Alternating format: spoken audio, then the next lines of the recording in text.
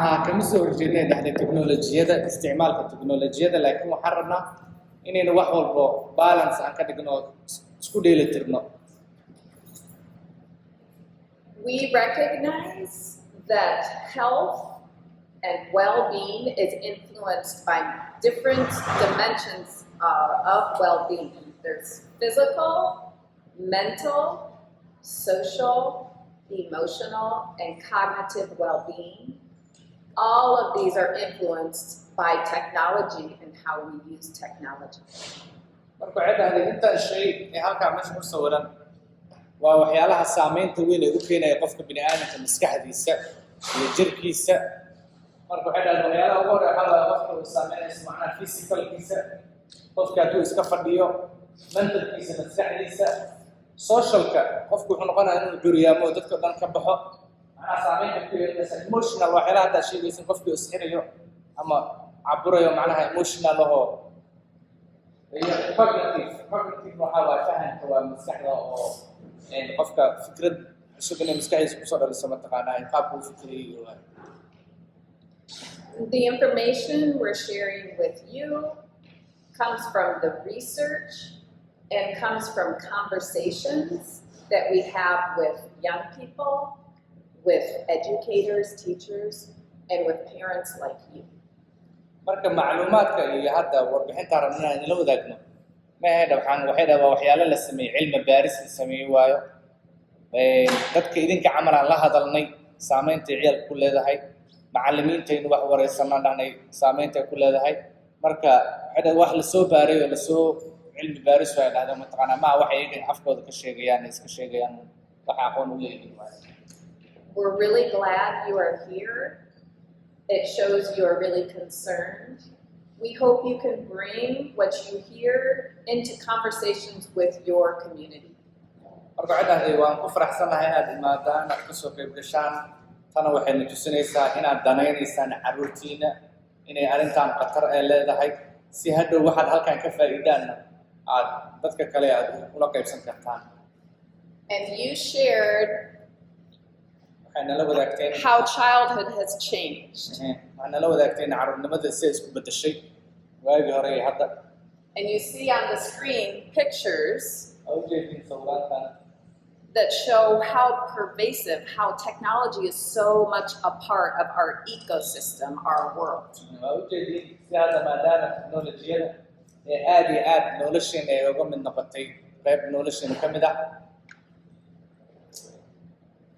We really want to promote balance and intentional use of technology so that we can use screens well. marka waxaan rabnaa inaan isbarbar dhigno si mataqaanaa teknoolajiyada loo isticmaalo laga tegin faa'iidadeeda la isticmaalo wixii xunna la iska dhaafo isbarbar dhigaasaan rabnaa inaan sameeyno. We also recognize because of the pandemic that all of us used our screens more than ever, including our children. maadaama waxay cudurkii koronaha markuu dhacay ka bacdi waxay dadka aad u isticmaali jireen ee dhacday teknoolajiyada sida taleefanada iyo laptopyada iyo maadaama hadda guryihii la iska fadhiyay saas darteedana iyadana koronihii xilliguu bilowday aad bay u soo badatay inay dadka aad u isticmaalaan teknoolajiyada. And this is a time we can hit the refresh button. We can restart. We can decide we'll do things differently. haddana waxay dhahdaa waa hadda xilli aan iska gaari karno aan mar labaad aan dib maskaxdayna aan u programmereyn karno aan dib laaban kan dhihi karno haddaan dib u bilaabaynaa oo macnaha wixii hore oo dhacay intaan ka tagno haddana mataqaanaa aan iska yarayno isticmaalka teknoolajiyada. We know this is a very, very hard time to be a parent. This is a number one concern among many parents is how to manage devices and technology. xilligan la joogana waa xilli adag in waalid la noqdo oo macnaha waliba dhibaatada ugu weyn waxa waaye dadka waalidiinta haysato waa ciyaalkooda sidii ula tacaali lahaayeen isticmaalka teknoolajiyada taas baa ugu weyn dhacday macnaha walaaca ay badanaa muujiyaan waalidiin fara badan. Technology was not built with children's well-being in mind. teknolojiyada looma sameynay dhahday mataqaanaa carruurta caafimaadkooda macnaha teknolojiyada uma fiicno carruurta. What's behind the screens and how Silicon Valley has built the systems behind the screens is really to make money. waxyaalaha sababta loo sameeyay teknolojiyada iyo qolooyinkan Silicon Valley waa meesha California ku taal waxyaalaha dhan ka soo wada baxaan teknolojiyada waxay u sameeyeen waxa waaye si ay dadka iyo waalidiinta iyo carruurta iyo shacabka ay uga sameyn lahaayeen lacag uga sameyn lahaayeen waa wax kale ma aha. When you mentioned you call your child's name 5 times and the child doesn't hear you, it's because of the way technology is designed. marka hadda dhigaysi canugaada 5 jeer aad u yeertay soo fadhiyo kula fadhiyo kumana maqlayo marka waxay dhahdeen waa wax loo design gareeyay waa macnaha nashqad loo sameeyay canugan siduu mataqaanaa san ooga foqi lahayn telefonka waa macnaha wax loo diyaariyay waa ma wax iyaga ay iska sameynayaan. A child's brain, because of where they are at developmentally, they cannot regulate their tech use. It is almost impossible because of where they are at as a child. It's different than adults. Carruurta iyo dadka waaweyn isku mid maaha leedahay maxaa yeelay carruurtan isma controli karaan nafsadooda macnaha hadda haddii aad cunug iyo hay'ad telefonkii aad ka qaado waxaa laga yaabaa inuu xanaaqo ama uu waxeeyo laakiin adiga waalid ahaan macnaha qof weyn baa tahay xilli baa jira laga yaabaa inaad isticmaasho xitaa marka qaarkood inaad dareento waxaan aad u isticmaalaysid laakiin isaga kuma jiro dareenkaas iyo siduu uu dhihi lahaa war waxaan kuma fiicna ma kala garanayo. One main concern with people and psychologists and physicians and teachers and parents, a big concern is technology use is replacing these activities. waxay dhahdeen walaaca ee dhakhaatiirta macallimiinta iyo dadka dhan badan ay muujinayaan walaaca waxa waaye teknolojiyadii ayaa waxay bedelaysaa dhahayn waxyaalahan hadda ay nala wadaagayseen in ciyaalka banaanka ku ciyaaraan inaad dariska aadaan in banaanka lagu inta macnaha dhuudhumashaalowgii iyo wixii dhan waxaa bedelay dhahday teknolojiyada bedeshay canugu waxaa laga yaabaa guriga inuu ku fadhiyo uu telefonkii ama iPadkii uu ka fogi laayahay. And these activities are so important for healthy child development. hawlahan waxyaalahan hadda ay nala wadaagteen waa muhiim waay macnaha canuga maskaxdiisa ay u fiican tahay xitaa waxay u fiican tahay socialkiisa macnaha inuu banaanka aado saaxiib yeesho dadka la hadlo macnaha waxyaalahan dhan bay aad ugu fiican tahay leedahay inay ciyaalka sameeyaan markay yar yihiin. In one study with children at 2 and 3 years, the more screen use that child had, the poorer they performed on developmental tests. waxay kaloo sameeyeen warbixin ay sameeyeen oo cilmi baaris ah lagu ogaanayo ardayda da'doodu jirto ciyaalka da'doodu jirto 2 sano jir ilaa 3 sano jir markii la baaray isticmaalkooda markay aad u isticmaalaan telefoonada iyo iPadada aad u isticmaalaan waxaa la ogaadaa leeyahay maskaxdooda xitaa inay dib isku dhimayso oo hadhow imtixaanaadka markay qaataan imtixaanadan wax la weydiiyo in maskaxdooda aysan koraynin macnaha ay canuga banaanka aadaya soo ciyaarayo ciyaaraha noocan camal hadda sameynaya iyo midka telefoonka iska haysta 24 saac isku koritaan ma aha maskaxdooda markii la fiiriyo carruurta banaanka aadaysaa ka fiican oo aan isticmaalin. And with all the research in this area, there are 3 main points that we can consider. waxay cilmi baaristan dhan la sameynayo ee ku saabsan teknolojiyada 3 shay baa hadda ugu muhiimsan leedahay. Children under the age of 2 don't learn from screens. waxay dhacday caruurta da'doodu under age of 2 Under age 2. Yeah. caruurta da'doodu 2 sano ka yar iyo macnaha kuma fiicno isticmaalka teknolojiyada oo hadda waxba kama baranayaan.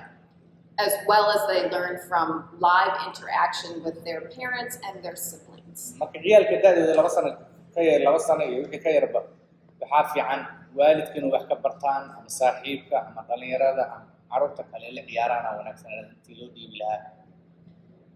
As they get older, as they use technology, if you as parents engage with them, co-view, that is better. waxaa ka wanaagsan dhahday in idinka waalidku iyo canugii wada fariistaan wada ciyaaraan wada sheekaystaan wax uu akhriyo ayaa ka muhiimsan ay leedahay. And the third is TV viewing time. If there's a lot of TV viewing time, there is more likely for obesity or weight gain. Ada qaybta saddexaadna waxaa waa dhahday oo ciyaalkan aan u fiicnayn TV-ga canuga aad u isticmaalayo. TV-ga hadda soo galay dhalo walba waxaan dhalooyinka dhan waa wada dhalo telefonka xitaa marka canuga hadhow cayil ayaa ku kordhaya dhahday canugu cayilaya caafimaad ahaanna uma fiicno miisaankiisa kordhayo. I think the most important is that children learn better from being in person than they do on a screen. laakiin hadda waxa ugu muhiimsan waxaa waaye ciyaalku waxaa wanaagsan inay shakhsi ahaan ay macallinkooda iyo waalidkooda ay wax ka bartaan intii ay TV iyo colaad hor fadhi lahaayeen. Here are some recommendations for children 8 to 10 to get outside or to be physical 1 hour a day. waxay dhacday inta talooyinkaan baranaa inaan idinla wadaagno ciyaalka da'doodu tahay 8 jir ilaa 10 jir inay sameeyaan hal saac maalin kasta waa inuu hal saac inta banaanka aadaayo soo ciyaaraa. And we understand that sometimes there's barriers to making that happen. waana dareemi karaa dhahay mararka qaarkoodna inay waalidiinta qaarkood ku adag tahay inay arrintan sameeyaan. But we like your ideas here, and we can make this list longer. waana jecelnahay dhahday fikradan hadda ayna la wadaagtay waana waxbaa kusii daraynaa.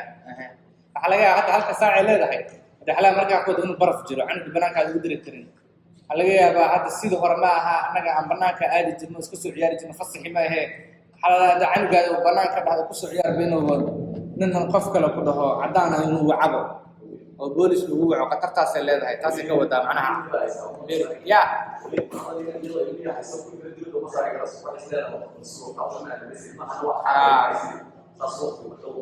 sometimes it's very difficult for the parents to send their children outside because they have other children inside. Yes. And dad is working, father is working. So Yes, that's yes. one of the barriers. Yes, we understand. And we hope in community we can help each other and come up with ways to support each other. As a community ahaan waynu mataqaanaa waan raadin karnaa inaad macnaha sidii aan isku taageeri lahayn isku caawin lahayn arrimaha noocan oo kale ah. One other really important piece of information from the study here is to remove screens from the bedroom. cilmi baarista la sameeyay waxaanaha canuga ku caawinaysa waxaa ka mid ah la rabaa inaad maanta qaadataan in wixii dhala ah ama TV ah ama iPad ama telephone ah inuusan qolka jiifkuusan u oolin canuga laga ilaaliyo. And to protect sleep, to not be on screens about an hour before bedtime. canugana inuusan telephone ama iPad ama screen dhala isticmaalin inta uusan seexan ka hor hal saac ka hor. macnaha markaas asoo lama rabo soo uu haysta iPad-ka ama telephone inuu ku seexdo waxaa la rabaa inuu isagoo soo yar ciyaaray oo banaanka aad cashiye ka bacdi telephone waxba isticmaalin dhalada inuu iska seexdaa wanaagsan laakiin uu kor seexdo ma aha TV-ga iyo. Because what a child sees on the screen and the light can be bad for good quality sleep. Adan waxyaalaha uu hadhow ku arko taleefankii iyo dhaladii iyo iftiinkii uu markaas daawanayay uma fiicna hurdadiisa hadhow wixii baa laga yaabaa inay hurdo ahaan ay hurdadiisa saamayso. Aniga noo fiican tahay. Our organization is a partner with Faribault Public Schools, and we want to work with you to create some information to help support you. Marka waxay dhahdaan annaga hay'adeena waxaan la shaqeynaa iskuulada hay'ad iyaga gooni gaar u ah waayo oo hadda bilaabeen oo cusub.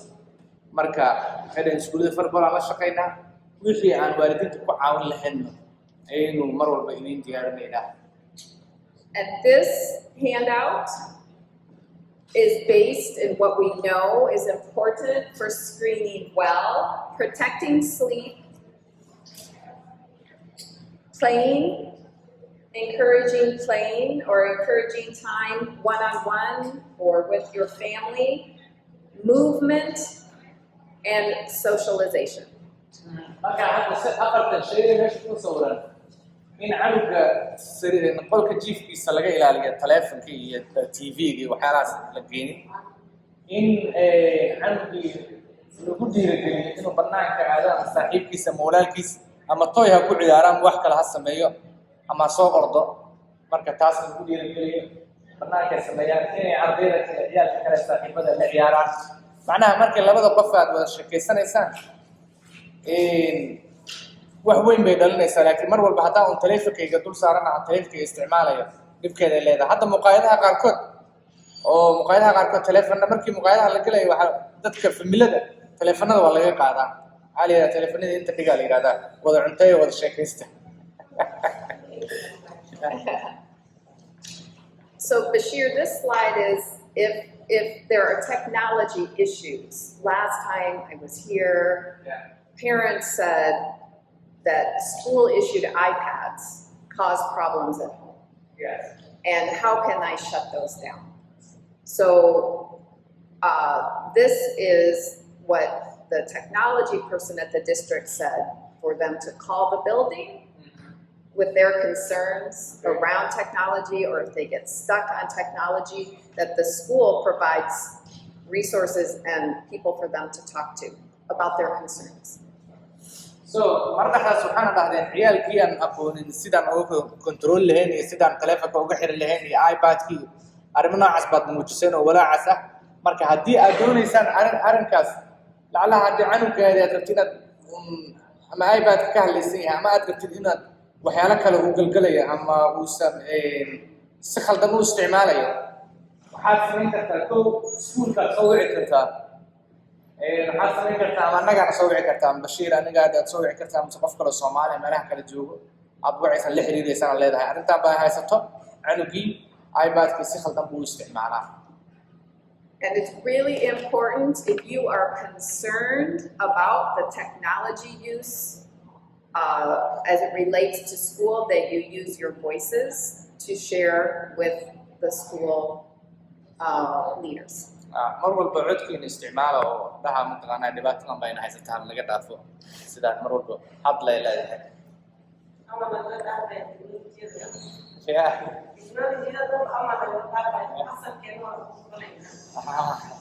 He said that if we use our voices, I don't know if they will listen to us, but can we go back to the old ways?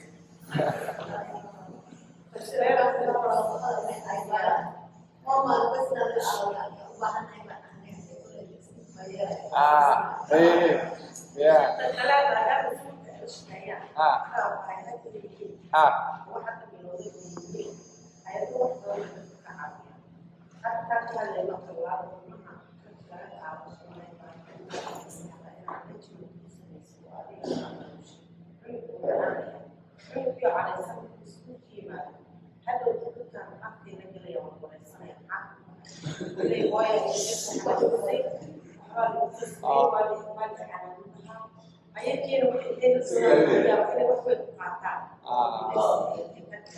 Okay. So, yes. So what she's saying is that also if we could talk to the teachers about sometimes she said that sometimes when we are at home and my take away the iPhone or the iPad from my child, any devices, and the child might get upset.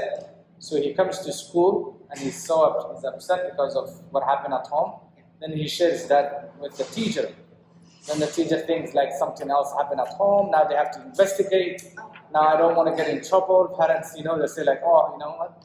I don't want to send my child an upset child. Now that's a problem. Yeah.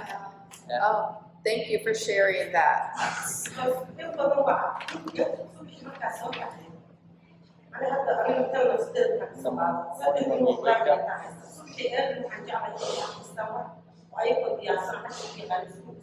Yes.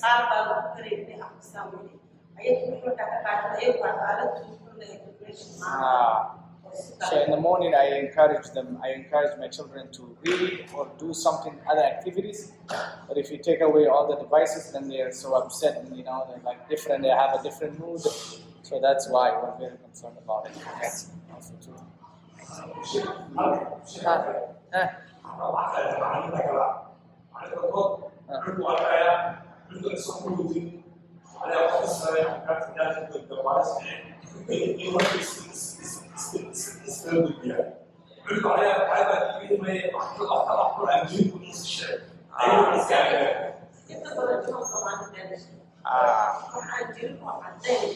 Sometimes kids will create their fake stories. Sometimes Yes. when you take away from their devices, they come home, they come to school, they talk to the children, or they talk to the teacher. The teacher sends the child to a social worker or someone else. Yeah. They think like something happened home. Right. And now they can say, oh, this happened at home, and yeah. So parents are concerned about that. Yep.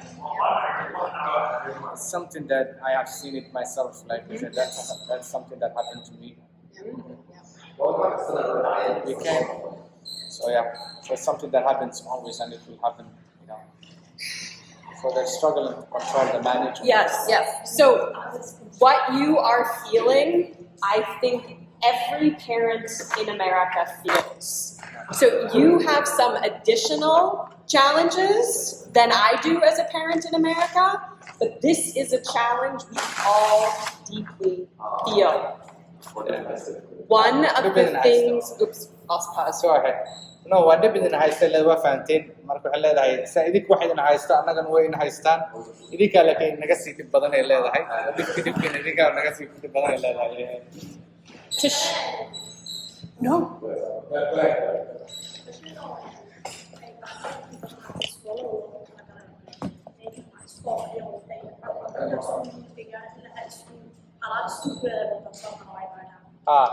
iPad-adaas ilmuhu adiga uu dhigaya ashka ka sameynaya wax fiican wax kale ku daawadan wax iskoolka bas loogu talagalay geeri ka dhig ilmo waliba fuugooda wixii kale la joogo ka isticmaalo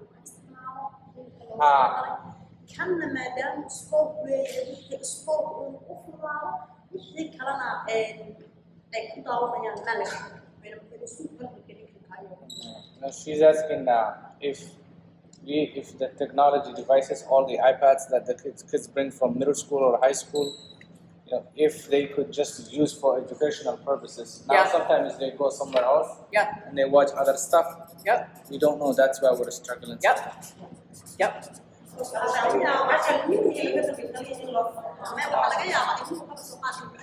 Can they just use it for educational purposes? Can they can the parents have a control to make sure that they can control, the child does not use something else for the iPad.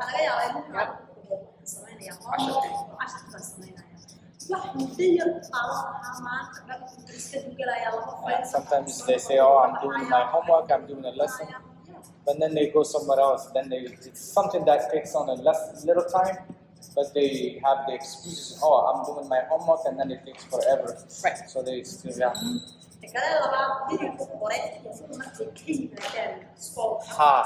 waxay ahaayeen iyagu mara yimaada ilmuhu way qantaynayaan way qadaynayaan iyagaa sheekaysanaya homeworkooga samaynayaan hadda homework ugu kasta wixiisa dhamaysto baa wixii kale loogu talagalay oo elektrooniga marka iyagu dee free time oo ay qaadanayaan masiinayaan hadda laakiin ilmo walba dhabarka ku wada hadda sax u soo galaan isla hadlayaan. So the problem now, since we started the iPad, so iska salaamay iska wareysan Yes. sheekada wax isku bedelaysa maanta adiga waxa ku daawaraysaa hadda qotay adiga baaqeedaan qaadaysa kee sheekadii adiga ilmihiina is wareysataan maalinta Yeah. iska wareysataan So- ma dhacaysa qof ma kasta wuu socday ma fadhiistis So she's talking about like before the technology, like before we started using iPad. Yeah. Is that our kids when they come home, they'll just come home. They're like socializing each other. They will talk. They will eat lunch together, or they will have food, and they will talk. But right now, everybody comes in. Everybody has their own device in the backpack. They come home, and no one talks to each other. No, so they'll just sit down, everybody, and then you have to say, "Why? You just came back from school. You stop using the iPad. You need to eat. You need to talk to your friend, your brother, also, you know." So Yes. that's a huge thing. So maybe they should not send any iPad or any technology device with the children, because So- they don't even communicate at home. You have excellent instincts. waa ka wada ciyaar أنا عجيبة هذا سوتشي سلة هاي. The research وحبير تاني كل شيء في السك. and the good news is the research and young people support what you are saying. وحد حتى أنا لو ذاكتي علم باريس لسميه حتى هذا الكلام إنه شيء بيسي والدين تيا أرضي ذي عرور تبا هذا الكلام يقول رأسين عند بعضنا هذا أنا لو ذاكتي. We listen to young people. We have been conducting focus groups with students in grades 7, 8, 9, 10, 11, and 12. So بحد هذا وحنا سمينا يجن علم باريس سميه هو إلا هذا يعني أرضي ذي جلاس كتضبات سديدات سجالات ترتيب ده أهان يبيت كوه بأوريستين يقول خريستين.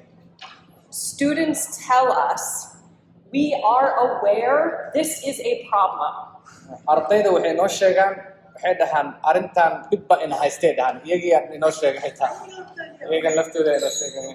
And although they might not say it to their parent, they do want your help. laakiin waxaa laga yaabaa inay waalidkooda u sheegeen dhihin arintan dhibba iga haysto isticmaalka bahalkan aan isticmaalayo laakiin markaan la fariisano oo inoo sheegay waxay leeyihiin arintan dhibban ku qabnaa. They want your help setting limits. inaad adiga caawisay rabaan oo kala hadasho aad u xadido aad dhahdo intaan waqtigan yar isticmaal sidaan sameey kan iska dhaaf.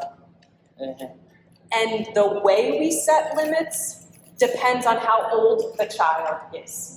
qaabka ugu xadidayso oo cunugaada ugu yaraynayso isticmaalkana waxay ku xiran tahay da'diisa. Cunug 5 jir ah iyo 15 jir isku mid maaha. qaabka ula hadlaysay qaabka aad leedahay isticmaalka aad u sheegayso. A tool that is very useful is from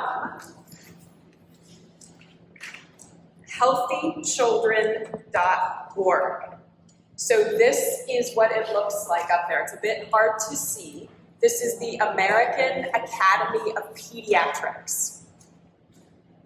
If you go to their website, there is the search icon and you can type family media plan. معناها هذا عليه هو tool قلب waxaad isticmaali kartaan website kan inkastoo luqadda English ku qoray laakiin hadda warqadaha idin la wadaagnay ku qoran yihiin markaad isticmaashaan warbixino aad iyo aad muhiim ah ayaa ku qoran qaabka aad ugu xadidi lahayn carruurtiin isticmaalka teknolojiyada ay ka hadlaysaa. And in the beginning, you can type in a child's name and their age. tusaale ahaan hadda camal canuga magaciisaad ku qoraysaa iyo da'diisa asaa wax kuu sheegaysaad macnaha aad canugaada ula hadli lahayd iyo siduu inta jeer u isticmaali karay inta jeer u isticmaali karay marka way noo soo wadaa. And you can make this with your student. If you have a child who is old enough to read, they can help you and make this with you. So haddaad canug weyn aad gashay carruurtaada qaarkood wax akhrin karaan kuwa weyn intaad la fariisato هذا ويب سايت كان قال isla fariista magacooda ha ku qoraan da'dooda ha ku qoraan waxay badan bay ka faa'iidayaan dhahday inta jeer u isticmaali kara inta jeer u isticmaali kara ayaa la sheegaa. And if you don't have a child at home who's old enough to read English, maybe you have someone in your family or nearby in your community who could help you to make this. haddii lacanaha inta ma luqadda kugu adag tahay canugaada waxba akhrin karin qof dariska iyo saaxiibada iyo dadka kale oo magaalada ah aad weydiisan kartaa inay ku caawiyaan. The process is very thoughtful. I did it and it caused me to think a lot for my own child and my own house. marka waxay dhahdaa aniga xitaa waan sameeyey macnaha processka iyo qaabka aan u sameynay xitaa aniga xitaa dib arrin kale ugu dhaliyay leedahay canugayga iyo si ay u isticmaalayaan iyo sidaan uga yareyn lahayn isticmaalka teknolojiyada. It asks you to think, in your home, where are places and times that you want to be screen free? maxayna su'aalaha meesha qaarkood ku qornaa wuxuu yahay guriga markaad joogtaan meelo ma jiraan aadan u rabin taleefanka inuu yaallo ama TV-ga aan wax dhala ah.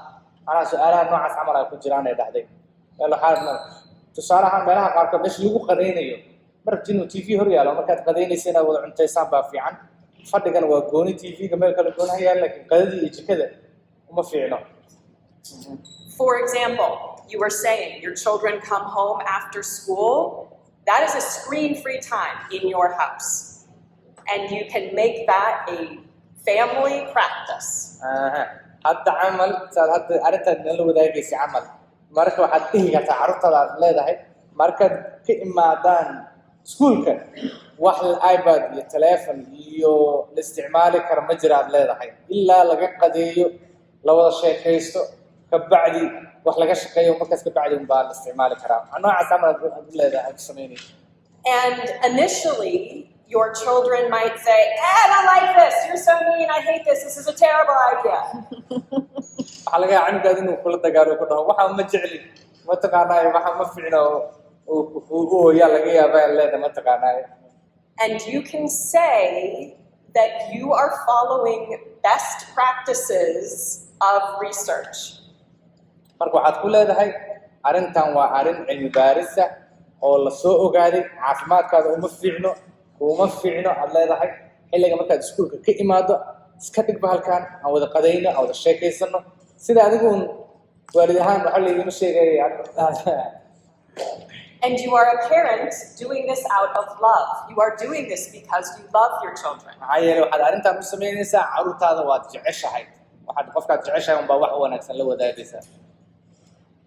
I think of analogies like my child wants to eat 12 cookies, but that will make her stomach sick and feel bad. So I don't let her eat 12 cookies. macnaha hadda tusaalahaan jeclahay hadda tusaale inaan idiin sheego kuukiga waa macaan yahay canugayga waxaa laga yaabaa inuu dhaho 12 xabo kuuki aan rabaa inaan cuno marka 12 xabo kuuki hadduu hal mar wada cuno haddii caloosha xanuunayso marka 12 xabo intuu wada cuni lahaa hal xabo kuuki aa uga fiican oo biskuda inuu cuno kabacdi haddana mar kale habad kale uu cuno laakiin 12 hadduu hal mar wada cuno caafimaad uma fiicno.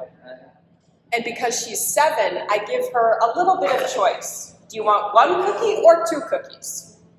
badanaa iyaga waxay dhahaan markay ciyaalka rabaan inay wax amraan ama u sheegaan waxay leeyihiin okay hal xabo kuuki ma rabtaa mise labaan ku siiyaa isaga wuxuu rabaa inuu xabadda cuno ama laba cuno laakiin canuga dib waxa uu rabaa isaga maskaxdiisa ku jira kulli inuu wada cuno rabaa laakiin waad usoo kaabin oo usoo koobi 1 or 2 bas aan leedahay. In setting limits with screens with my daughter, I say you can watch 2 shows. And are you going to watch them now or later? tusaale ahaan hadda gabadhayda camal waxaan dhahaa okay waxaad daawan kartaa 2 show waxaad daawan kartaa TV-ga ama cartoon wuxuu ahaadaba leedahay okay hadda wax yar daawo saacadaan kuu qabanayaa 10 daqiiqad hadda ma daawanaysaa mise hadda hawshaan ka shaqeey hadhow samey. So you can talk to your child. Do they prefer, my child likes to watch PBS Kids. And so I set a timer for, depends on the day and what I'm doing, maybe an hour. And I set the timer, she knows that. So she watches her show. When the timer's up, she's done. She will sometimes scream and say, I don't want to be done. And I'm like, the timer's up. hadda canugayga ilaahay tusaale ahaan waqtigaan u qabtaa aad fahanteen waqtigaan leeyahay PBS ay jeceshahay okay PBS okay 20 daqiiqad haystaa 20 daqiiqad saacadda markay qayliso bas waay waxaa laga yaabaa inay oyso iska dhaafa bas waxaan leenahay waqtigaan wada qabsanay waqtigii uu dhammaaday bas waa waxba ha ugu darin yaa laga adkaanin intaas waa muhiimadda way ooynaysaa baynu leenahay annaga Soomaali maxaan sameeyaa carab runtii carab 5 jir waalidka aniga soo dacwoodo waa la yaabaa anigu 5 jir ama 10 jir waxa duu 15 jir gaar waa la gartay laakiin 5 jir is dadka ka adkaan weyso let them try it. Right. Sometimes, you know, they will learn. Exactly, and it takes time, but then suggest alternatives. Yes. Do you want to do a puzzle? Do you want to color? Do you want to play with Legos? عارفة leedahay ma basal ma ciyaaraysaa game kale wax qor ama wax kala sameey wax baad u sheegi okay waaya 10 daqiiqo TV ka daawo laakiin waxaan ka rabaa 10 daqiiqo book inaad akhrisid so at what age do you think that should be taught that So I think all children of all ages, us included, that we all need limits, and so digital well-being. كل عروسة دم أنا قدام كل جينا أنا قد نفس الدين هذا وارم تدا sida ay sheegayso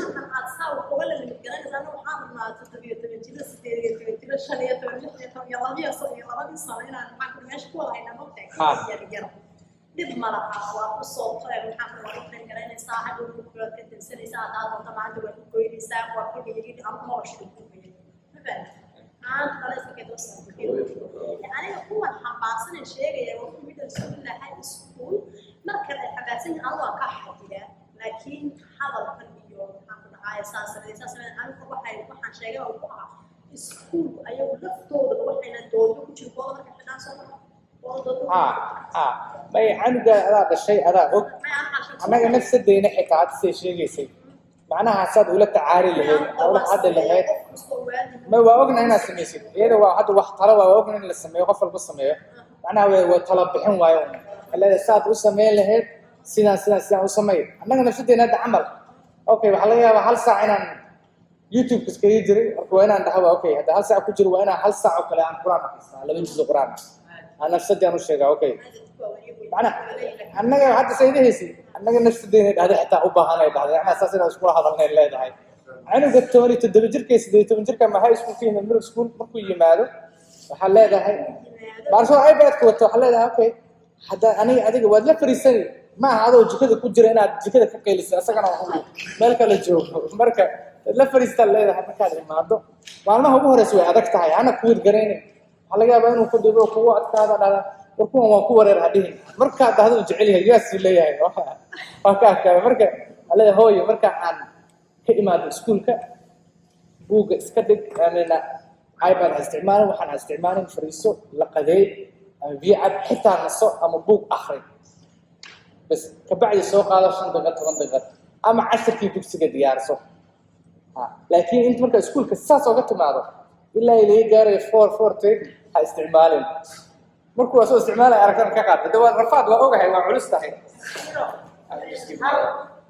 more advice you know yeah she was telling about how they struggle you know 17 years old yes teenagers yes and the 17-year-olds will say right I need this for homework and they also still need limits Can I share just yes, one? go ahead. A 7th grade girl told me last week gabar baa galaaska toddobaad dhigata waxay ii sheegtay isbuucii hadda la soo dhaafay that when she was 6, her parent gave her a phone with no limits. waxay dhahday markaan 6 jir ahaabo bay waalidkayga telefoon ii soo iibiyeen siiyeen dhahaan oo 6 jir ah haddana waxaan jiraa leedahay 12 jir markaas meelaha 13 jir She said, I am addicted and it's my parents' fault. waxay dhahday aniga telefoonka waxaan aad ugu isticmaalay addicted ugu ahay waalidkayga mar hore ugu bilaabay leedahay waalidkayga khaladkooda iyaga khaladka iska leh These 7th graders want limits. They want their parents to set limits. They know it's better for them. marka adiga limit u sameeyo xadid manaha xilliga aniga middle school ha aado high school ha aado annaga nafsadeena xitaa u baahan dadka waaweyn yes I just حددات الوالد كمان أنا لو واحد حددات شخصيات المركز قال لما هي ليش لما يحب يسكت عن الباب ما فهم شو الحلول والحدين أنا عشان صراحة أنا حول السوق وسوى الصناعة كلا دكتور بعض شو كان يقول لك كده يعني هو مسوي في وارنتا good ما يوافي عنها. She's asking she's just going back. We're gonna go back to our question. So she said, can the iPad be used only for educational purposes, so that they don't have to watch any YouTube videos, or they cannot go to anywhere else, just only for their math or whatever reading on them, you know? Is that can we limit? I don't know the answer to that. Yeah. I think the technology person Yes. absolutely bring those concerns to the school.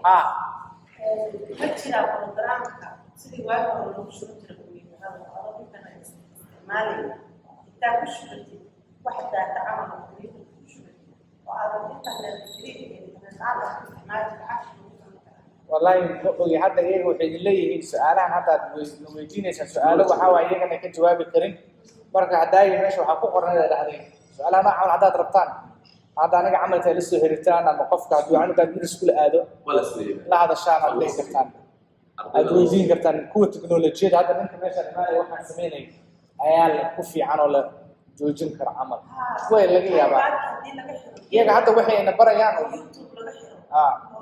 Google laga helo waxa iska garay laga helo just 10 oo soo shubo meesha so if they don't have access to internet and if they don't have access to YouTube or any other websites, just only for reading and for doing math, then that might be very helpful. So Bashir, tell them that as a community, a partner of Faribault Public Schools, we will also bring their concerns to school leaders. idinka waxay dhahday hadda maadaama iskuulkaan la shaqeyno talooyinkiina iyo warbixinihiina iyo warbixintiina iyo walaaciina waxaan la wadaagaynaa qorooyinka iskuulka aan u sheegaynaa فكرة بشير اللي كان زي كبده الماء يرى بقول على الصبا يرى وتيجي عمر ولا شيء سو خلاص اللي واحد خير على النساء إنه حناقة واحد لا واحد الماء يتعاون يسكت عليه كاسة مسوي دي بس لوعد سيوطنا بعد لوعد سيوطنا وعملوا سيوطنا حتى أنا الغاصة في رياسة إنه وعملوا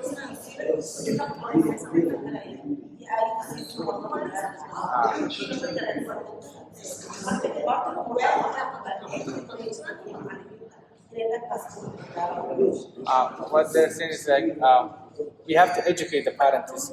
Yeah. Because the problem is that sometimes the parents also feel the social pressure, and the pressure. Oh, Yes. someone else buys it for me. And they just think like maybe it's helpful. I think educational and working together and working with the teachers might be very helpful. Yes, absolutely. Yes. This is a huge issue. And so working together.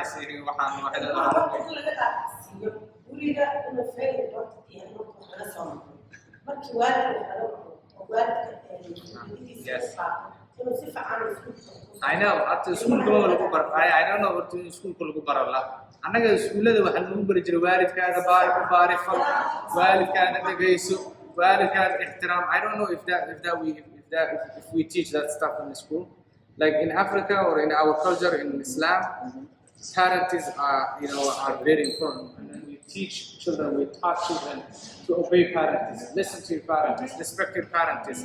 I don't know if that's something that's included in the school curriculum, that children are taught, to listen and respectful to the parents. So, so that when kids come home, when mom says, no, you cannot use the iPad, then the child can listen to his mom. So, I don't know. Very important. Yeah. Yeah, and to bring the conversation to the teachers, to have relationship with the teachers Yes. is really important. Let them know you're very concerned. They are concerned too. Teachers are very concerned. Yes. They're very concerned. lama bararto waalid u baari fal waalidkaada maada ku saabsan ama looma dhexgeliyo xitaa science iyo xisaab iyo si loo barayo iyo music si loo barayo baa guriga loo soo diray marna banaanka lagu racdeynay canuga weliga wallahi ma u maleynay inuu macallin dhahay idinkaa dhahdaan oo dhagaysta macallimiinta laakiin iyaga ma xasuustay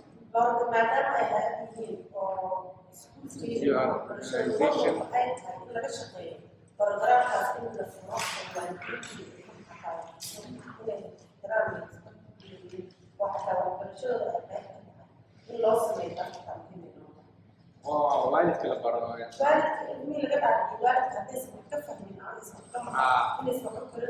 Also, the other concern is that she wants to share, and then you can share with the school district, since you are working, your partner with the school district, is that if the school could teach, maybe could add, the curriculum to how, respectful, and obey parents, and, because when we work together, then that's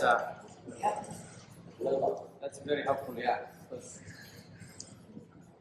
parents have more rights when it comes to, so children, they can hear, from home and from school. If the teacher says we need to listen to parents and teach them of obeying parents, respectful, and then they hear from the parents, then the child will listen to the teacher. The child will listen to mom, and so vice versa. Really with one suggestion? Okay. I'll say With your children, come up with a list of things they like to do that don't involve screens. So when you get to the time where time is up and the iPad goes away, there's a whole list of things that they like to do. taladan tala fiican waayo taladan waxay leedahay qalin iyo buug taa qaataan marka dhahdaan canuga jooji isticmaalka telefoonka ama iPad-ka ama TV-ga ku dhahdo waa inaad siisaa qorshe kale macnaha wax kale ku diyaarisay markii waxaad u diyaarisay qoro misaalahan dhaaf telefoonka dhahdo isticmaalka telefoonka iska yaree baadhaan TV-ga jooji ama iPad-ka dhahdo dan canuga waa inuu haystaa wax kale okay waxa leedahay maadaama inta isticmaashay maanta qoraxda barnaamijka waa kulushahay soo ciyaar 30 daqiiqo okay waxaan ka rabaa inaad maadaama 30 daqiiqo ku ogolaado inaad isticmaasho iPad-ka ama waxaan ka rabaa hal page oo qoraal ah oo sheeko ah oo aniga aad ii qorayso macluumaadada u qorayso bari aan macluumaadada u keenay ii qor mise xisaabtan ka shaqeey mise quraankaada baro mise wax u diyaariya dhahday laakiin jooji una hadhina marka walaak waa inaad qorato meel kugu qorantahay sida haddaad isticmaasho 30 daqiiqo waa inaad inta gelisaa. And Bashir, on the third item here, 101 activities if they need ideas. Inta waxa ku qoran 101 shay ay sameyn karaan ciyaalka markii aad ka joojiso telefoonka ama iPad-ka. Waxa ku qoran hadda fiir camal listen to the radio raadi ha dhageyso ama quraan buu dhageysan karaa wax qor hadda saa idin sheegay ama sheekada ama wax sawir teach a child some of your favorite childhood ama adiga geemankaad waagaad yareed aad ciyaari jirtay bar study sign language luqad kala barta luqadda dhagoolaha darafin bartay leedahay iyaga waxaad jecel ama carabiga dhigarta darafta qoraal leedahay haduuba hingaada aqoonin hingaada leedahay ka shaqeyso cashirkaada banaanka aad oo ma taqaanaaye bal cirka iyo soo fiirinaya leedahay maanta nakeena banaanka oo hadday habeen iska tahay xidigaha bal aan soo fiirino ilaahu quraanka noogu sheegay leeyahay fiiriyu leeyahay marka cilmi baa ku jiro inuu canuga baranayo inuu ilaahay jiro oo qaar ka jiro take a nature or hike plant a garden macnaha dhir iyo geedo abuura oo banaanka aad wax soo sameeya ani dhirtu waan jeclahay in wax la abuuray iyo Thank you for your time. وما سنتين بعد في عندي خير الله يسينا إمادان وقول كي وبقول تذكر قارتودا مشكول سيهين تذكر قارتودا حلو ما دين برنامجك لكن إن هذا حال كان مركل اللي دين يرنا إمادان أنت يرحتها وحوين بيدين تاي للسعودة مركل اللي دين يرو إما خير الله يسينا كل أنت نوايا مركب بدها أنت هذا مش هو الفيديو أول تبادين سكول كمرة والله خير الله يسينا عند رسالة اللي معي قريشي حاوي